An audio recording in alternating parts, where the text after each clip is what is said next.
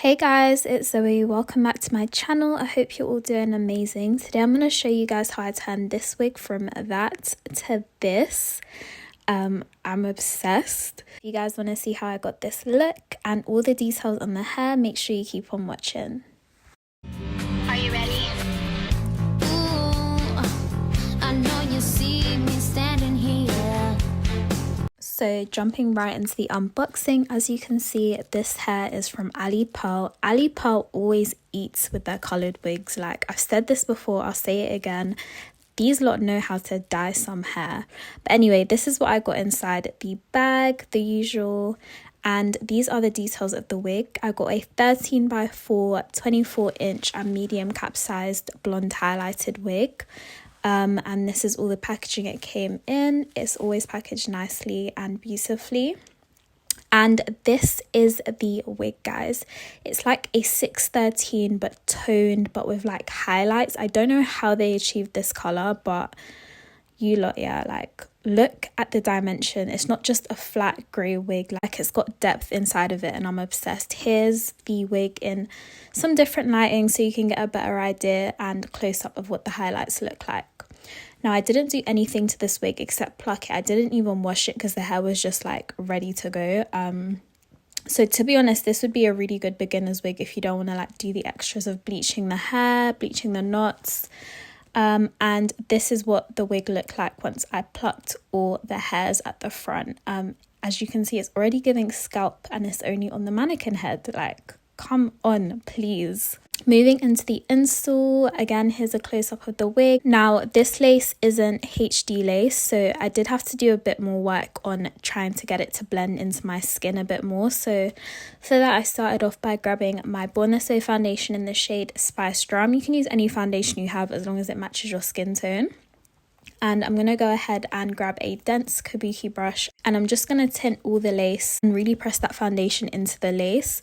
You want to be really careful with blonde hair or any 613 hair when tinting the lace, because if you go overboard, it can end up seeping onto the actual hair. And this can make your wig look really like dirty and just like not fresh. So you want to be really careful and precise when tinting your lace. I went ahead and popped the wig on, as you can see here, and please, I was feeling myself, guys. Like, I had to FaceTime my MCM real quick so you could see me before I installed this, because it was not a joke. As you can see here, I just grabbed a detail brush and I just went ahead and just defined the pattern a little bit, just to help with the realism of the wig. Once I did this, I grabbed my little claw clip and I'm just going to go ahead and section off each side before cutting off the excess lace on either side of my head. Once I do this, I'm going to go ahead and cut little slits into the lace. This is just going to make gluing down easier and more precise for me. And for this, I'm going to use the Better Than Melt wig glue, and I'm going to take it on, like, I don't even know what this piece of paper is. It's like the back of an eyelash box, but anyway, I went ahead and glued the wig down. I put about 3 to 4 layers of this glue, and I made sure that I waited for each layer to dry completely clear before placing down the next one. Always make sure that I glue my wigs down section by section. Again, this is going to help with the precision and it will make sure that we don't place any glue where we don't want it to be. Every time I place the lace back over the glue, I make sure I grab a small little comb and just make sure I comb the hair in place, and this is also going to help press down the glue a lot better. I just did this exact same thing all the way around the lace. Once I do this, I'm going to go ahead and grab my melt band, which came with the wig, and I'm just going to tie that around my head as tightly as I possibly can. And while that sits on my head, I'm going to re-straighten the hair a little bit. It did have a few kinks in it from like being in the packaging and like me plucking it, so I just went over it a little bit. And I couldn't decide if I wanted this wig curly or straight, so like I started off with straightening it, but then I did go in and put some bombshell curls in. After about 10 minutes, I took off the melt band, and this is what the lace is looking like. I grabbed my eyebrow razor and I'm just going to go ahead and section by section cut off all the excess lace on the wig. You want to try to get as close to the hairline as you possibly can. Once this is done, I just grabbed my Got2b hairspray and just sprayed it on any bits that were lifting a little bit. And then I also grabbed a small detailed eyeshadow brush, and I'm just going to go ahead and just sort of tint anywhere that I can see that like shadow, like where the lace is still a bit too light for my skin. So as you can see, I'm just gonna go in. You really want to take your time with this and make sure you're as precise as possible. Now here's me deciding how I want to style the wig. I decided I want to just stick to the middle part but add some loose bombshell waves. I started off by just layering the front a little bit. As you can see, I'm doing hair. Like I always say in my videos, guys, I do not know how to cut hair. I literally just wing it.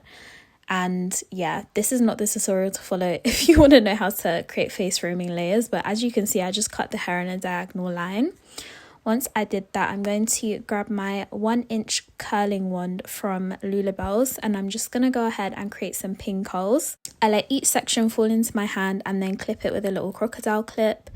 And I'm just going to repeat this for my whole entire head. I find that pinning the curls makes them last 1,000 times longer, and it really allows for the hair to have a chance to cool down before you start manipulating the curls. I also wanted to add, guys, like this hair is really silky and soft, if you couldn't already tell from the video. And it held the curl surprisingly well. Normally 613 hair doesn't hold the curl as well for me, I found anyway, but you'll see in a second. Once I finish curling all the hair, I just take off this melt band again and I start taking out these curls once they've all completely cooled down. And as you can see, they are so much bouncier than they would have been if I hadn't pinned them. Now it's time to shake my head and create some volume. I decided I didn't want to go for baby hairs for this wig. I might add some later on, but I just kind of like this like fresh, clean cut look.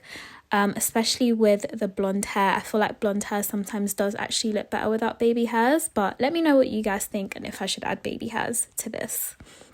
But yeah, guys, this is the final look. I hope you love it as much as I do. Honestly, like this is a 10 out of 10 from me, and I think blonde might have to be my new thing, guys. Like this might have to be the new Zoe, just icy white hair. Anyway, make sure you guys like, comment and subscribe, and I will see you in my next video.